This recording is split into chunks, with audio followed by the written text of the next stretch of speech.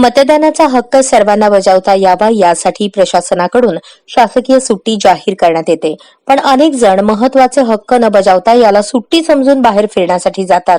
असाच प्लॅन करत असाल तर थांबा, कारण या दिवशी सोलापूर आगारासह विभागातील बहुतांश एसटी गाड्या या निवडणुकीच्या कामकाजात असणार आहेत. त्यामुळे लांब पल्ल्याच्या फेऱ्यांसह अनेक फेऱ्या रद्द करण्यात आल्याची माहिती एसटी प्रशासनाकडून देण्यात आली आहे. निवडणुकीत जिल्ह्यातील बूथवर कर्मचाऱ्यांना ने-आण करण्यासाठी आयोगाकडून जवळपास 460 गाड्यांची मागणी करण्यात आली होती. यासाठी सोलापूर विभागातील अनेक मार्गांवर एसटीच्या फेऱ्या रद्द करण्यात आल्या आहेत. त्यामुळे 18 ते 20 नोव्हेंबर दरम्यान एसटीच्या सातारा, कराड, कोल्हापूर, छत्रपती संभाजीनगर, नांदेड, वाई या लांब पल्ल्याच्या फेऱ्या रद्द करण्यात आल्या आहेत.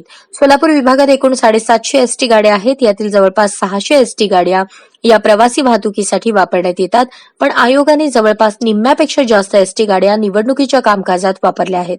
त्यामुळे त्याचा मोठा फटका प्रवाशांना बसणार आहे. यातच मागील 2-3 दिवसांपासून सोलापूर आगारातील एसटी गाड्या कर्नाटकातील होमगार्ड यांना आणण्यासाठी गेल्या आहेत. या गाड्या चित्रदुर्ग, बल्लारी, रायचूर, विजयनगर आदी ठिकाणी गेल्याची माहिती अधिकाऱ्यांनी दिली.